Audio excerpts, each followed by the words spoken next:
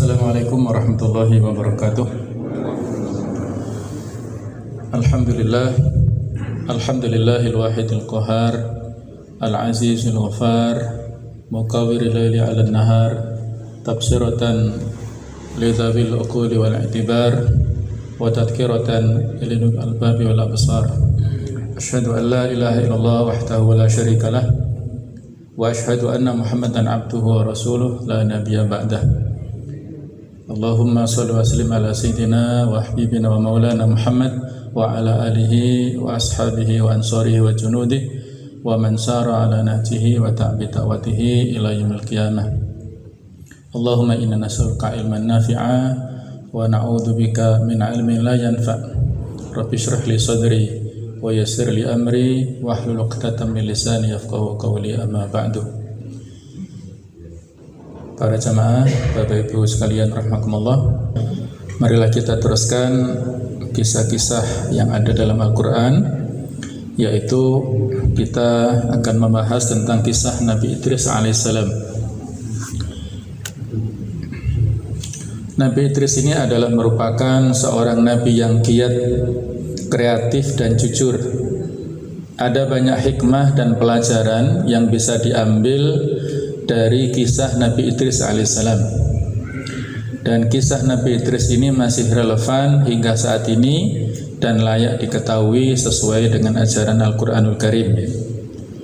Jadi sebagaimana kita tahu bahwa salah satu dari sumber hukum Islam adalah syar'u man qablana, syariat umat-umat sebelum kita. Kalau tidak bertentangan dengan syariat Islam, maka syariat ini bisa kita tiru, ya, khususnya dalam masalah adab ataupun masalah etika. Banyak hikmah pelajaran yang bisa kita ambil dari kisah yang terjadi pada biografi sejarah kehidupan Nabi Idris alaihissalam. Nabi Idris ini nama aslinya adalah Akhnukh, adalah keturunan ke-6 dari Nabi Adam alaihissalam, putra dari Yarid ibnu Mihla'il bin Kinan ibnu Anus ibnu Shif bin Adam alaihissalam. Dan Idris adalah kakek dari ayahnya Nabi Nuh alaihissalam.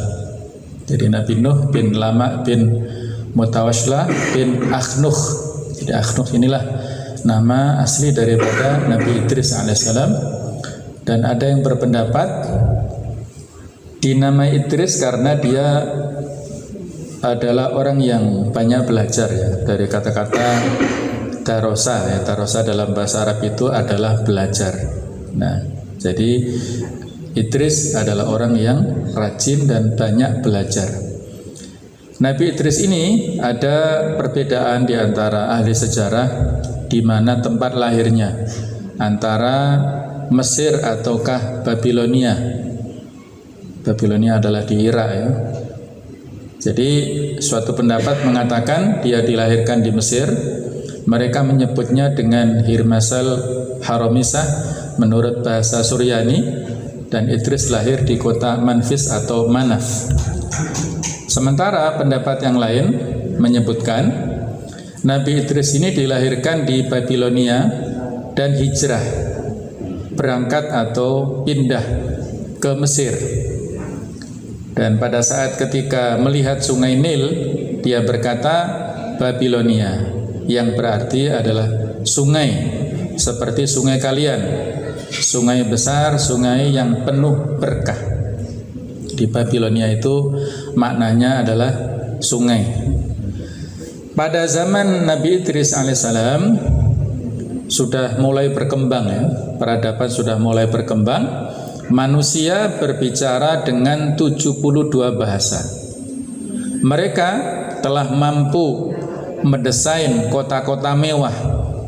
Pada zamannya dibangun 188 kota.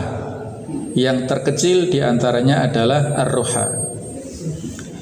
Dan saat itu bumi dibagi menjadi 4 bagian, dan setiap bagian tersebut memiliki raja sendiri. Nama-nama raja tersebut adalah Elaus, Zeus, Asclepius, dan Zeus Amon ya, nama-nama asing ya. Jadi sudah mulai ada penataan pemerintahan, kemudian peradaban sudah mulai terbangun pada saat itu ya. Bahkan desain kota dan ilmu yang kaitannya dengan tata kota sudah mulai ada sejak pada saat itu. Nah, jemaah sekalian, beberapa ulama menyebutkan bahwa Nabi Idris alaihissalam ini hidup pada usia atau selama 345 tahun. Umurnya lebih pendek daripada kakek-kakeknya. Kalau Nabi Adam kurang lebih 940-an tahun, kemudian Nabi Syif itu 1000 tahun lebih.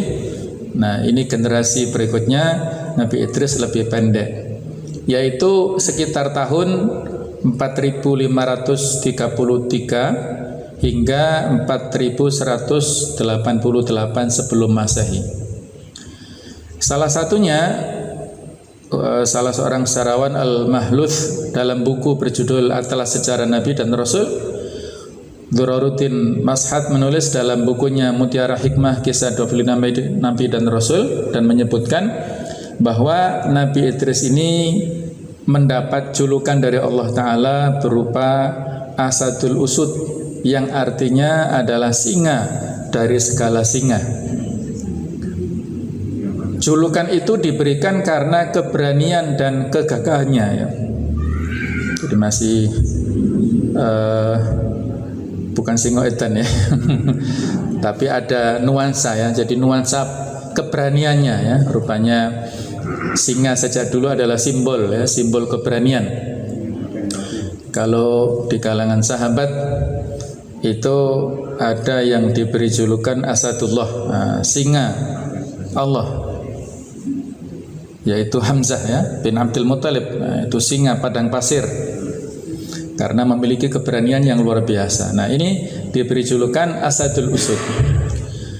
Dan saat itu Nabi Adam telah berusia 622 tahun dan telah menerima 30 suhuf. Suhuf adalah sohifah, lembaran-lembaran yang itu menunjukkan kenabiannya ya. Jadi pada saat hidupnya Nabi Idris dan diangkat jadi nabi itu masih ada kakek-kakeknya ya, dan memang seperti itu ya pada zaman dulu. Ada satu dekade atau satu zaman lebih daripada satu nabi. Nabi Musa berbarengan dengan Nabi Harun, Nabi Ibrahim juga berbarengan dengan putra-putranya, Nabi Yakub juga demikian. Jadi setiap nabi diutus pada zaman atau pada umatnya pada zaman yang berbarengan dengan nabi yang lain. Nama aslinya sudah kita sebutkan, Akhnuh, dan latar belakang Idris diberi nama Idris adalah karena beliau sering membaca kitab dan suhuf Nabi Adam serta Nabi Syith, dan beliau ibu beliau bernama Ashud ya. Ada juga sebuah hadis tentang ini. Rasulullah SAW bersabda kepada Abu Dzar Al-Ghifari, "Ya Abu Dzar, arba'atun suryaniyun, Adam wa Syith wa Akhnuh wa huwa Idris wa huwa awwalu man khatta bil qalam wa Nuh." Yang artinya adalah, wahai Abu Dzar, ada 4 nabi yang berasal dari bangsa Suryani. Bangsa Suryani itu adalah bangsa di Syam ya, Surya dan sekitarnya ya, yang sekarang berubah menjadi 4 negara. Ada Surya, ada Yordania, kemudian Lebanon dan Palestina. Nah, di situ adalah asal daripada 4 nabi ini, yaitu Adam, kemudian Syith dan Akhnuh yang sedang dalam pembicaraan kita, yakni Idris. Dan dialah orang yang pertama kali menulis dengan pena. Kemudian yang keempat adalah Nabi Nuh. Ini disebutkan di Sahih Ibnu Hibban ya.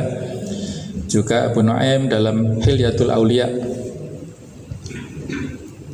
Jadi jemaah sekalian, bahasa Ibrani dan juga bahasa Suryani ini termasuk bahasa kuno ya, bahasa yang sudah lama. Jadi para ulama menyebutkan bahasa komunikasi yang disampaikan oleh Nabi Adam, putra-putranya termasuk Nabi Idris ini adalah bukan bahasa Arab, tapi bahasa Suryani, bahasa tua ya, bahasa yang sudah sangat lama. Nah, ada seorang sahabat Nabi SAW yang ahli ya, yang cerdas, yang dia juga penulis wahyu, yaitu bernama Zaid bin Thabit. Itu pernah ditugasi khusus oleh Rasulullah SAW untuk belajar bahasa Suryani sekaligus bahasa Ibrani. Karena punya misi apa? Punya misi supaya bisa membedakan antara bahasa Arab dan bahasa Suryani ini. Khawatir jangan-jangan Al-Quranul Karim itu terkontaminasi oleh bahasa Suryani. Maka disuruhlah Zaid bin Thabit untuk mempelajarinya, dan terbukti beliau mampu ya. Sahabat Nabi ini mampu menguasai beberapa bahasa asing ya. Zaid bin Thabit. Umar bin Khattab juga termasuk orang yang cerdas dalam masalah ini ya. Jadi kembali ke sini bahwasanya bahasa pengantar, bahasa komunikasi pada saat itu adalah bahasa Suryani. Jamaah sekalian, Idris berasal dari kalangan Bani Adam yang mula-mula diberi kenabian setelah Adam dan Syith alaihi wassalam. Ibnu Ishaq, ini seorang sejarawan yang banyak dijadikan sebagai sumber ya. Beliau menyebutkan bahwa dirinya adalah orang yang mula-mula menulis dengan pena, sebagaimana dasar dari hadis di atas. Dan dia merupakan seorang yang kaya akan ilmu pengetahuan dan memiliki perilaku yang terpuji. Saat diangkat menjadi nabi dan rasul, Idris berdakwah dengan giat. Pada masa itu Idris mesti berkeliling untuk berdakwah, mencari pengikutnya. Nabi Idris adalah nabi yang sangat giat berdakwah. Dia seorang guru keliling yang tak kenal lelah mencari orang untuk mendengarkan pesan mengenai ketuhanan. Jadi ajaran tauhid sudah disampaikan sejak dulu, memerintahkan kepada umat manusia supaya beribadah kepada Allah Ta'ala dan tidak menyekutukannya. Jadi kalimat tahlil, kalimat la ilaha illallah itu adalah misi yang sama dibawa oleh Nabi dan Rasul sejak dulu sampai dengan Rasul kita Muhammad SAW. Nabi Idris ini berdakwah untuk menegakkan agama Allah, mengajarkan tauhid dan beribadah, menyembah Allah serta memberi beberapa pedoman hidup bagi pengikutnya supaya selamat dari siksa dunia dan akhirat. Jadi secara substansi inti daripada ajaran sama dengan ajaran Islam ya. Inti adalah tauhid. Ani'budullaha wajtanibut taghut, yaitu supaya mereka beribadah kepada Allah dan menjauhi segala macam sesembahan selain Allah yang disebut dengan taghut itu. Nabi Idris ini memiliki akhlak yang luar biasa bagusnya ya. Beliau hati-hati dalam berbicara. Beliau juga seorang yang lebih banyak diamnya ya. Kalau tidak dibutuhkan beliau tidak bicara. Kemudian juga berwibawa dan memiliki berbagai petuah, nasihat serta untaian kata-kata indah dalam nasihatnya.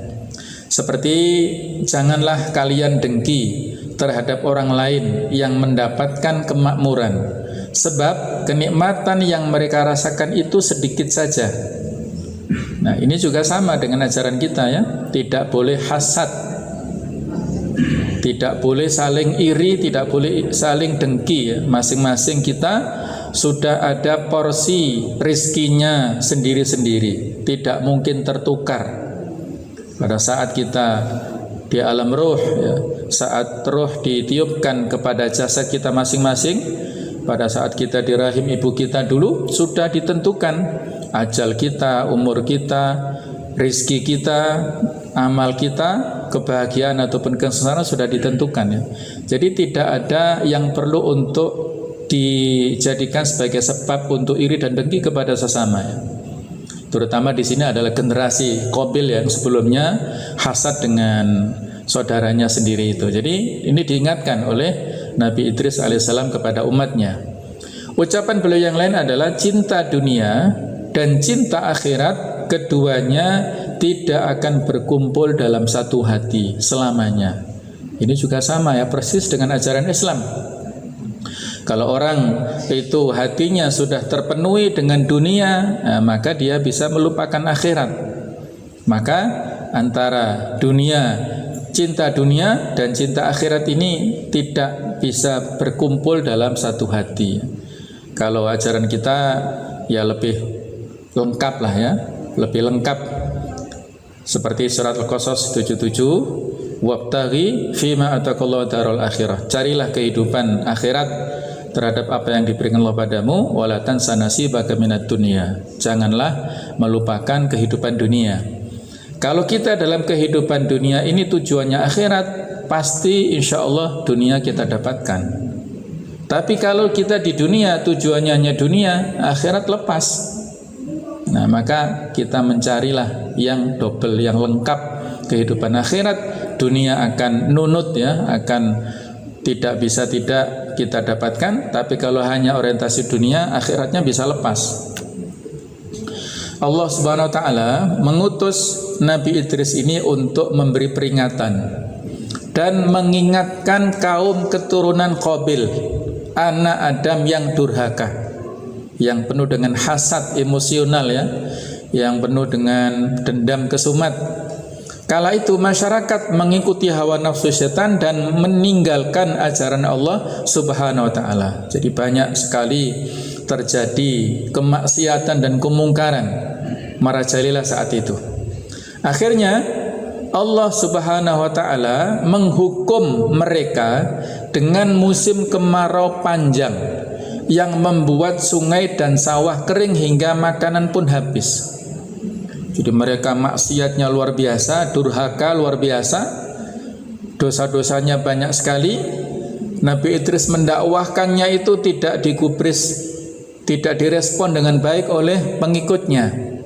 Maka sebagai hukumannya Allah menurunkan paceklik yang panjang. Sungai-sungai kering, sumber-sumber air juga kering, yang akibatnya pohon-pohon, tanaman-tanaman hancur. Mereka bahkan tidak bisa makan, tidak bisa minum, dan banyak sekali yang tewas, yang meninggal. Karena tidak tega dengan nasib kaumnya yang seperti itulah, maka Nabi Idris alaihissalam berdoa, memohon kepada Allah untuk mengakhiri bencana tersebut.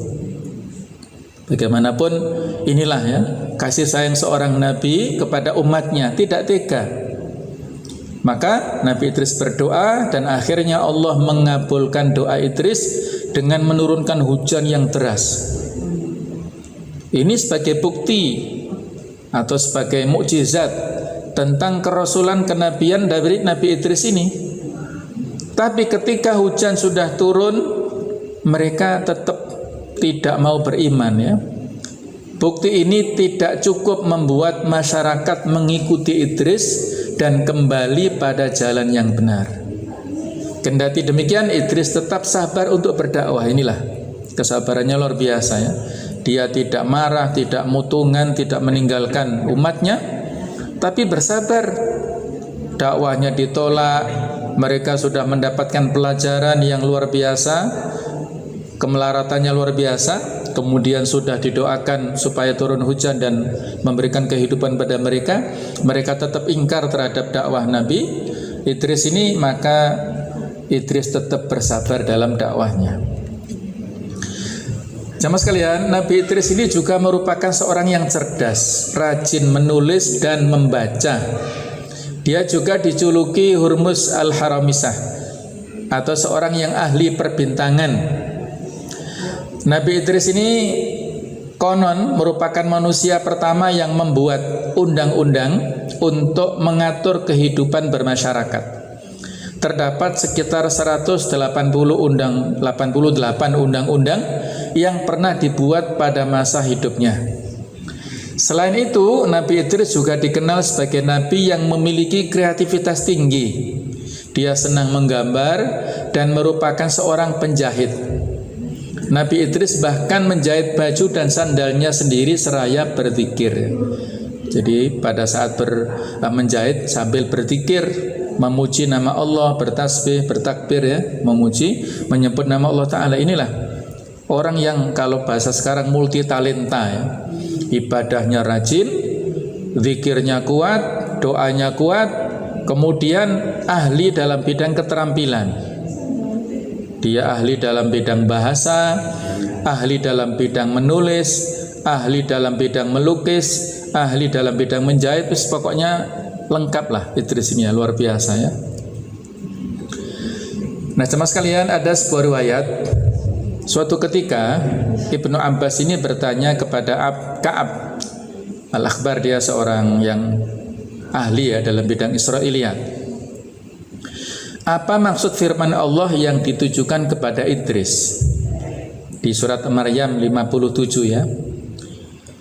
Dan kami telah mengangkatnya ke martabat yang tinggi. Wa rafa'nahu makanan 'aliyya. Maka Ka'ab ini menjawab, Idris, nah, yang dimaksud adalah Idris yang oleh Allah diberi wahyu yang berbunyi, sungguh setiap hari aku akan mengangkat amal-amalmu seperti amal-amal semua Bani Adam. Oleh karena itu Idris ini suka sekali menambah amalnya. Bahkan disebutkan Idris ini setiap hari puasa. Dia pokoknya amal apapun yang baik-baik dia lakukan semuanya. Sehingga datanglah sahabatnya dari golongan malaikat, lalu berkata kepadanya, sesungguhnya Allah memberiku wahyu begini, berbicaralah dengan malaikat maut agar sudi memberiku tangguh untuk menambah amal perbuatan baik. Jadi diajari oleh malaikat begitu ya. Bahkan malakul maut itu pernah minta izin pada Allah Ta'ala untuk bertemu dengan Nabi Idris ini. Kita sebutkan dulu. Malaikat lalu membawanya di antara kedua sayapnya menuju langit. Ketika di langit keempat ia diterima oleh malaikat maut yang sedang turun. Malaikat maut lalu berbicara dengannya sebagaimana yang dibicarakan dengan Idris. Malaikat itu bertanya, mana Idris? Dijawab, ini dia di atas punggungku. Malaikat maut berkata, sungguh mengherankan. Aku diutus dan dikatakan kepadaku, cabutlah roh Idris di langit keempat. Lalu bagaimana mungkin aku mencabut rohnya di langit keempat, sedangkan dia di bumi? Rohnya kemudian dicabut di sana.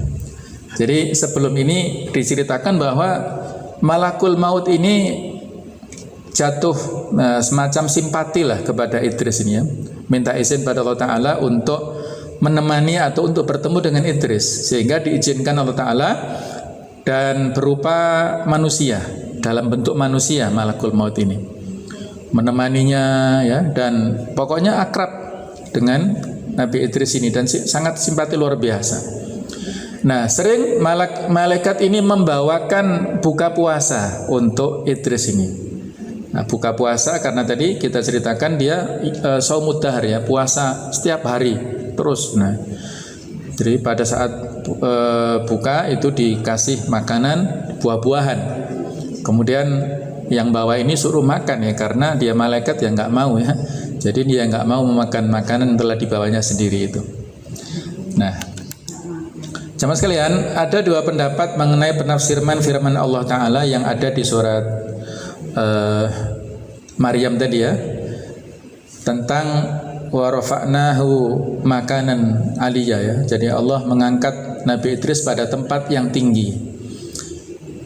Pendapat pertama bahwa Nabi Idris ini mendapatkan kedudukan yang tinggi seperti firman Allah Ta'ala kepada Rasulullah Muhammad SAW, wa rafa'na laka dzikrak, kami tinggikan sebutan namamu wahai Muhammad. Jadi Allah memuliakan Idris dengan kenabian dan menurunkan 30 suhuf kepadanya. Tidak hanya itu, Nabi Idris adalah Nabi pertama yang menulis dengan pena, mempelajari ilmu perbintangan tadi, ilmu hitung bahkan ya, aritmatika. Orang pertama yang menjahit dan memakai baju dari kain, sebab para pendahulunya tidak mengenakan pakaian dari kain tapi dari kulit. Nah, itulah yang penemuan ya dari Nabi Idris, sangat berjasa pada kaumnya. Adapun pendapat kedua adalah maksud dari kata tinggi dalam ayat tersebut adalah tempat yang sangat tinggi. Demikianlah argumen yang lebih kuat. Sebab ketinggian yang disandingkan dengan tempat berarti ketinggian tempat, bukan tingginya derajat semata-mata ya, tapi betul-betul tempat yang fisik ya, tempat yang tinggi. Kemudian para ulama berbeda pendapat mengenai hal ini. Sebagian mereka berpendapat bahwa Allah mengangkat Nabi Idris ke langit atau ke surga, dengan begitu dia dalam kondisi hidup tidak mati. Nah inilah, jadi ada dua pendapat lah di antara ulama, apakah Nabi Idris ini wafatnya ataupun dia itu meninggal dunia, ataukah dia itu masih hidup sampai sekarang ya. Ada dua versi ya. Tapi yang jelas beliau pernah merasakan sakaratul maut. Nah dalam riwayat begitu ya. Jadi ada 4 nabi yang menurut sebuah pendapat 4 nabi ini sampai sekarang masih hidup. Allahu alam kebenarannya ya. Yang terkenal Nabi Khidir. Nah, yang mengajari Nabi Musa ya pada saat melakukan ya, Nabi Musa seolah-olah merasa paling tahu, kemudian diajari dengan beberapa fenomena pengajaran dari Nabi Khidir ini. Kemudian yang kedua adalah Nabi Idris ini, yang ketiga Nabi Ilyas, dan yang keempat adalah Nabi Isa alaihissalam. Nah, ini disinyalir yang masih hidup. Allah alam ya, kalau Isa jelas ya, jelas tentang masih hidupnya, tapi yang 3 ini yang masih debatable, masih khilafiyah ya. Nah Nabi Idris ini pernah didatangi oleh malakul maut ini, mencabut nyawa dari dari Idris ini, dan menurut riwayat ya tentang kebenarannya Allah alam ya. Jadi setelah meninggal malakul maut ini kehilangan, seolah-olah kehilangan sahabat lah, intinya begitu ya. Kemudian dia minta izin pada Allah Ta'ala supaya menghidupkan kembali Nabi Idris ini untuk ya berteman tadi, berteman, bercengkrama, berbagi cerita, berbagi wawasan dan sebagainya. Maka Allah izinkan. Nah, diizinkan. Kemudian Nabi Idris ini ditanya bagaimana sakitnya sakaratul maut. Dijawab oleh Nabi Idris ini, sakitnya itu 100 bahkan 1000 kali lipat daripada binatang yang dikuliti, katanya begitu. Masya Allah ya. Jadi sakitnya luar biasa. Nah, jadi sakitnya luar biasa saat sakaratul maut itu. Bahkan dia juga pernah ditunjukkan tempat neraka sampai pingsan Nabi Idris ini. Neraka yang dengan siksaan yang luar biasa sampai pingsan, dan dia ditempatkan di surga itu. Nah, ceritanya ketika dia sudah di surga itu oleh jadi malaikat ini diperintahkan untuk mengeluarkan Idris ini dari surga, tapi dia nggak mau karena orang cerdas ini ya. Jadi Idris ini cerdas, dia berdalih begini. Ada ayat ya, bahwasanya kullu nafsin dha'iqatul maut, setiap yang bernyawa pasti merasakan kematian, dan saya sudah pernah mati. Nah, jadi masuk ulangi lagi, jadi saya sudah pernah mati. Nah, itu alasannya. Kemudian ada lagi ayat wa in minkum illa wariduha, tidaklah setiap orang kecuali mampir di neraka atau melewati, dan saya sudah mampir ke neraka, maksud saya kembali ke sana. Nah gitu ya. Nah kemudian ada ayat yang menunjukkan bahasanya kalau orang sudah masuk surga itu abadi dan tidak akan keluar selamanya. Nah karena Idris sudah di surga, dia nggak mau keluar. Nah terus kebingungan malaikat ini, bagaimana ya Allah? Akhirnya Allah biarkan dia di sana ya, dibolehkan, masya Allah, karena tertulis di Lauhul Mahfud dia adalah memang penduduk surga nantinya. Dia sudah di sana, maka biarkan ya. Allahu a'lam bishawab, itu sebuah riwayat ya. yang sejauh mana kebenarannya, tapi yang jelas pada saat Nabi Mi'raj itu ketemu dengan Nabi Idris di langit keempat sana. Dalam sebuah riwayat disebutkan dari Anas bin Malik, disebutkan dari Abu Dzar bahwa Nabi sallallahu alaihi wasallam Mi'raj melihat Nabi Idris di langit keempat. Nabi Idris berkata kepada beliau, kepada Nabi kita ya, Nabi Muhammad sallallahu alaihi wasallam, "Selamat wahai Nabi yang baik dan saudara yang baik." Maka Nabi Muhammad lantas bertanya, "Siapakah dia wahai Jibril?" Maka Jibril menjawab, "Dia adalah Idris." Nah, jadi ketemu di sana ya, di langit keempat. Apakah ini memperkuat argumen bahasnya beliau memang betul-betul masih hidup di sana? Allahu a'lam ya. Jadi ini memang pendapat yang masih khilafiyah dan tidak perlu kita pertentangkan ya. Allah Subhanahu wa taala mensifati Nabi Idris dengan beberapa hal. Di surat Maryam ayat 56 Allah berfirman, "Wadhkur fil kitabi Idris."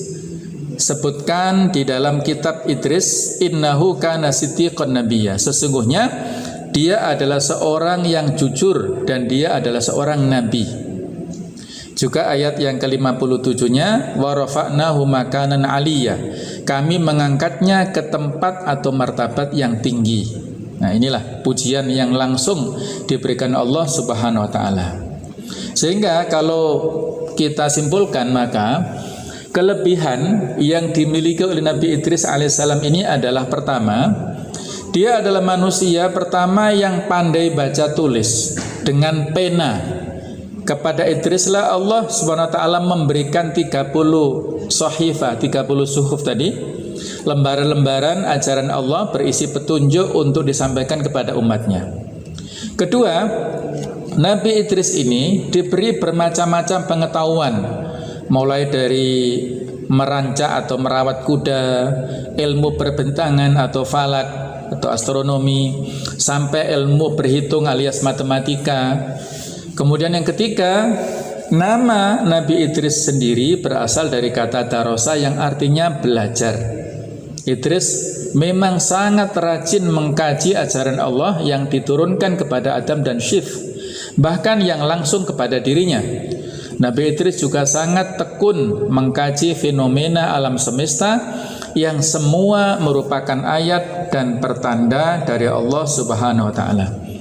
Yang keempat, Nabi Idris alaihissalam ialah orang yang pertama pandai memotong dan menjahit pakaian. Orang-orang sebelumnya konon hanya mengenakan kulit binatang secara sederhana dan apa adanya untuk dijadikan penutup aurat. Inilah di antara sekian banyak sifat dan kelebihan dari Nabi Idris, yaitu 4 ini. Dan Idris ini adalah orang yang sangat haus akan ilmu pengetahuan.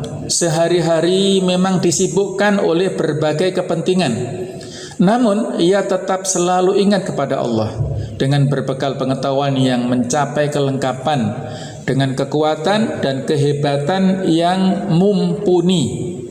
Idris menjadi gagah berani, tidak takut mati, tidak gentar kepada siapa saja, terutama dalam menyadarkan keturunan Qabil dan Iklimah yang saat itu penuh dengan kesesatan. Dapat dipahami jika ia mendapat gelar kehormatan Asadul Usud yang sudah kita sampaikan, singa di atas segala singa dari Allah Subhanahu wa taala. Kepada kaumnya, Idris ini diperintahkan untuk memberantas kebiasaan melakukan kenistaan. Idris ditugaskan untuk membenahi pekerti ataupun akhlak yang rendah, yang dolim terhadap sesama, suka permusuhan, serta suka berbuat kerusakan. Dan kepada keturunan Qabil, Idris menandaskan iman kepada Allah, bisa memberikan keberuntungan. Untuk itu, wahai kaumku, kata Idris ya. Kalau Qabil sendiri kan ceritanya sudah tewas ya, dibunuh oleh Nabi Syif itu ya. Anak turunnya yang masih banyak yang melakukan banyak kemaksiatan. Kemudian peganglah tali agama Allah, beribadahlah hanya kepada Allah, bebaskan diri dari adab akhirat dengan cara amal soleh dan kebaikan, zuhudlah di dunia dan berlaku adil, mengerjakan sholat sesuai dengan ajaran Allah, berpuasa pada hari tertentu setiap bulan, jihad melawan musuh, agama bikinan setan ya, maksudnya harus menjauhi agama yang buatan setan, serta keluarkan zakat dan sedekah membantu kaum papa, kaum miskin dan kaum yang ditimpa kemalangan. Sholatnya sudah ada tapi kaifiahnya, tata caranya tidak seperti kita ya. Bisa jadi Allah alam bagaimana tata caranya, mungkin berdiri saja, rukuk saja atau sujud saja, tidak sesempurna sebagaimana yang kita lakukan ya. Nabi Idris dalam Al-Quran ada 2 kali penyebutan kata-kata atau nama Idris ini, yaitu di surat Maryam ayat yang ke-56 dan surat Al-Anbiya ayat yang ke-85 ya. Di ayat 56 dan 57 surat Maryam Allah berfirman, "Wadhkur fil kitabi Idris," dan ceritakanlah hai Muhammad kepada mereka kisah Idris yang tersebut di dalam Al-Quran. "Innahu kana siddiqan nabiyya," sesungguhnya ia adalah seorang yang sangat membenarkan dan seorang nabi. Yang sudah kita sampaikan, dia jujur, yang membenarkan, kemudian seorang nabi. "Wa rafa'nahu makanan aliyya," dan kami telah mengangkatnya ke martabat yang tinggi. Yang kedua yaitu di surat Al-Anbiya 85-86, "Wa Ismaila wa Idrisa wa dzal kifli kullum minas sabirin wa adkhalnahum fi rahmatina innahum minas solihin." Dan ingatlah kisah Ismail, Idris dan Dzulkifli, semua mereka termasuk orang-orang sabar. Kami telah memasukkan mereka ke dalam rahmat kami, sesungguhnya mereka termasuk orang-orang yang soleh. Jadi inilah penyebutan secara eksplisit langsung ya, nama Idris itu berada pada 2 tempat ini. Nabi Idris dalam sebuah hadis Idris disebutkan sebagai salah seorang dari nabi-nabi pertama yang berbicara dengan Nabi Muhammad SAW dalam salah satu surga selama Mi'raj. Diriwayatkan dari Abbas bin Malik bahwasanya gerbang telah terbuka dan ketika aku pergi ke surga keempat, di sana aku melihat Idris. Jibril berkata kepadaku, "Ini adalah Idris, berilah dia salammu." Maka aku mengucapkan salam kepadanya dan ia mengucapkan salam kepadaku dan berkata, "Selamat datang saudaraku yang alim dan nabi yang soleh." Ini Sahih Bukhari ya. Kemudian Idris dipercayai sebagai seorang penjahit berdasarkan hadis ini. Itu riwayat dari Ibnu Abbas. Daud adalah seorang pembuat perisai, Adam seorang petani, Nuh seorang tukang kayu, dan Idris adalah seorang penjahit, dan Musa adalah penggembala. Ini riwayat dari Al-Hakim. Inilah sebagian dari hadis yang menyebutkan tentang nama Idris alaihissalam. Yang terakhir jemaah sekalian adalah nasihat dan ajaran Nabi Idris alaihissalam yang sebenarnya sangat banyak, tapi dirangkum dalam 8 poin ini ya. Yang mana sudah saya sampaikan bahwa poin-poin ini adalah selaras sejalan dengan syariat kita, syariat Islam. Maka bisa kita tiru ya, bisa kita jadikan qudwah. Karena di dalam akhir Al-Baqarah ya, amana rasulu bima unzila ilahi min rabbi wal mu'minun kullun amana billahi wa malaikatihi wa kutubihi wa rasulih la nufarriqu baina ahadin min rasulih. Kita ini tidak membeda-bedakan salah seorang pun dari nabi dan rasulnya ya. Semua kita imani ya, iman kepada rasul-rasul dan ajaran-ajarannya itu adalah bagian daripada rukun iman. Satu, tanpa membagi-bagikan nikmat yang diperolehnya, seseorang dikatakan tidak bersyukur kepada Allah atas nikmat-nikmat yang diperolehnya itu. Jadi berarti sedekah ya. Kita diajarkan di sini sedekah untuk berbagi kenikmatan. Wa amma bi ni'mati rabbika fahaddits. Adapun dengan nikmat Allah maka harus kita ekspresikan dengan sedekah itu. Yang kedua, bahwasanya kesabaran yang disertai iman kepada Allah akan membawa kemenangan. Nah, jadi kesabaran membawa kemenangan, landasannya iman. Ini juga sama dengan ajaran kita ya. Tentang kesabaran itu adalah salah satu sarana yang bisa mengantarkan kemenangan kepada kita. Yang ketiga, orang yang bahagia adalah orang yang waspada dan mengharapkan syafaat dari Tuhannya dengan amal-amal solehnya. Ini persis seperti kita ya. Jadi syafaat adalah pertolongan Allah dengan apa? syafaat ini kita dapatkan dengan amal-amal soleh kita, perbuatan-perbuatan baik kita. Tadkhulul jannata bima kuntum ta'malun, ya, kalian nanti masuk surga adalah karena amal-amal kalian. Yang dengan amal-amal itulah rahmat Allah diberikan kepada kita, yang dengan rahmat itulah Allah memasukkan kita ke surganya nanti. Nah, jadi sangat relevan ya dengan ajaran agama kita. Yang keempat, bila kamu memohon sesuatu kepada Allah dan berdoa, maka ikhlaskanlah niatmu. Demikian pula untuk puasa dan sholatmu. Nah, jadi ajaran ikhlas sudah disampaikan, dinasihati oleh Nabi Idris ini ya. Ikhlas, tulus dalam segala aktivitas, terutama dalam masalah ibadah. Karena ibadah tanpa ikhlas akan hilang, percuma ya, sia-sia. Kalau tidak ikhlas berarti ada unsur-unsur riyaknya dan pamrihnya ya, untuk tujuan makhluk. Yang kelima, janganlah bersumpah palsu dan janganlah menutup-nutupi sumpah palsu supaya kamu tidak ikut berdosa ya.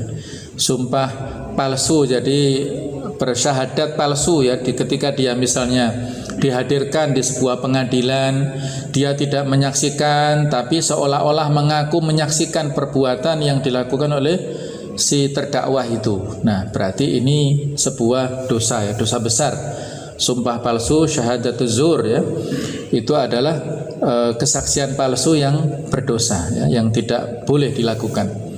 Yang keenam adalah taatlah kepada rajamu, kepada pimpinanmu, dan tunduklah kepada pembesarmu, serta penuhilah selalu mulutmu dengan ucapan syukur dan puji kepada Allah Ta'ala.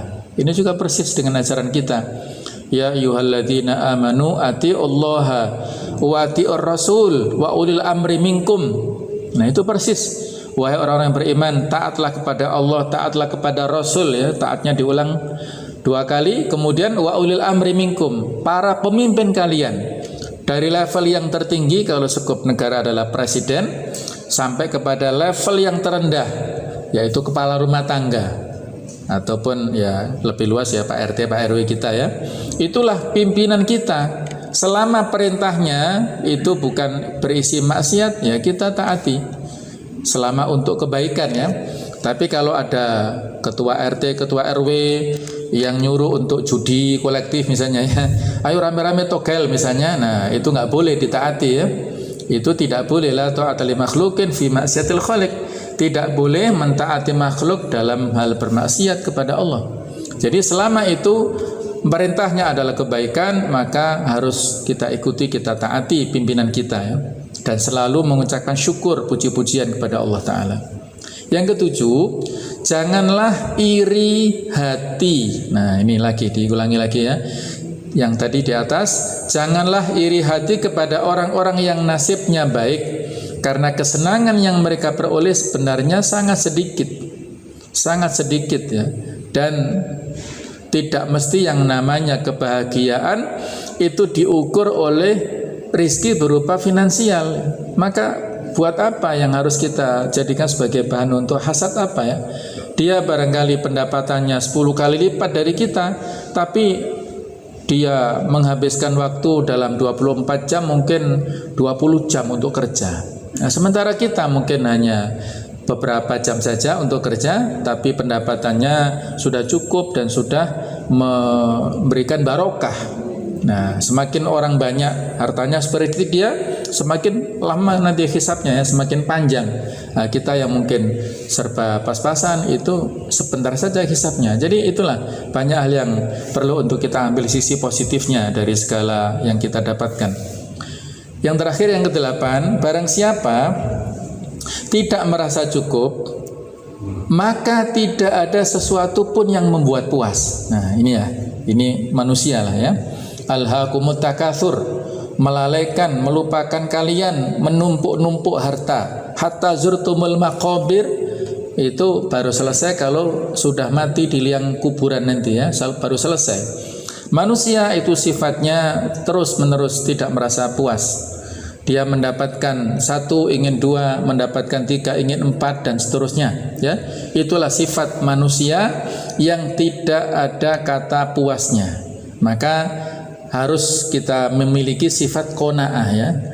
memiliki sifat qanaah. Qanaah itu nerimo ing pandum kata orang Jawa ya. Menerima pemberian dari Allah Ta'ala, disyukuri. Ya, kita merasa cukup puas, qanaah dengan apa yang kita dapatkan, dan tidak boleh mencari ya, kalau dalam urusan-urusan dunia ya, kita tidak perlu melihat yang lebih banyak daripada kita. Tapi kalau urusan ibadah, urusan akhirat, maka harus melihat orang yang lebih tinggi, lebih banyak daripada kita. La hasada illa fitnataini, tidak ada hasad kecuali dalam dua hal. Yang pertama adalah kita boleh hasad kepada orang yang diberikan rizki, harta oleh Allah Ta'ala, dia infakkan sepanjang waktu, siang dan malam diinfakkan rizkinya.